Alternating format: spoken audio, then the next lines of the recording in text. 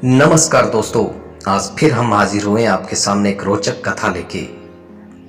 एक पौराणिक कथा जिसमें बताया गया है कि पांडवों का जन्म कैसे हुआ था। तो आइए जानते हैं इस कथा में पांडवों के जन्म के बारे में। पौराणिक कथाओं के अनुसार पांचों पांडवों का जन्म भी बिना पिता के वीर्य के हुआ था। एक बार राजा पांडु अपनी दोनों पत्नियों कुंती तथा माद्री के साथ आखेट के लिए वन में गए। वहां उन्हें एक मृग का मैथुन रथ जोड़ा दृष्टिगत हुआ। पांडु ने तत्काल अपने बाण से उस मृग को घायल कर दिया। मरते हुए मृग ने पांडु को श्राप दिया, राजन, तुम्हारे समान क्रूर पुरुष इस संसार में कोई भी नहीं होगा। तूने मुझे मैथुन के समय बाण मारा है, अतः जब कभी भी तू मैथुन रथ होगा तेरी मृत्यु हो जाएगी।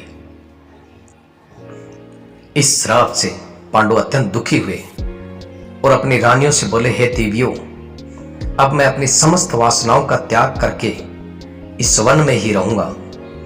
तुम लोग हस्तिनापुर लौट जाओ।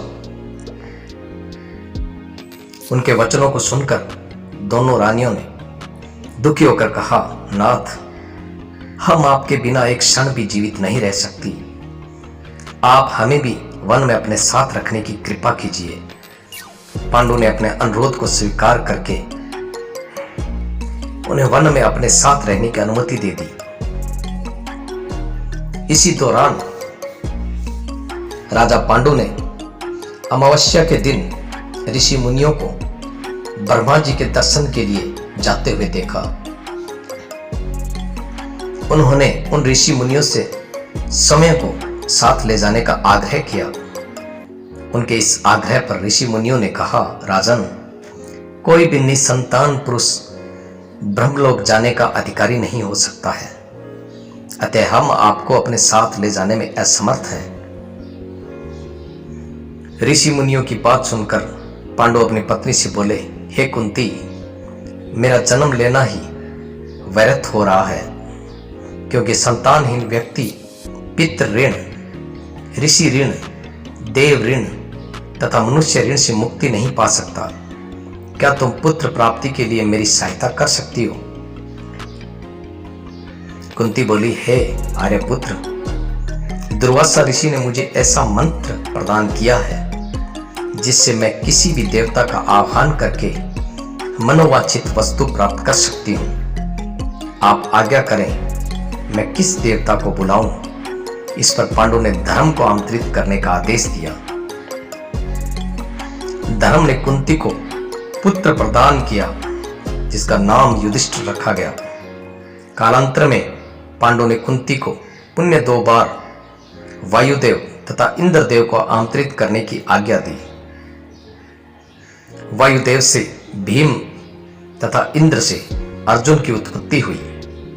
तत्पश्चात पांडु की आज्ञा से कुंती ने माद्री को उस मंत्र की दीक्षा दी। माद्री ने अश्विनी कुमारों को आमंत्रित किया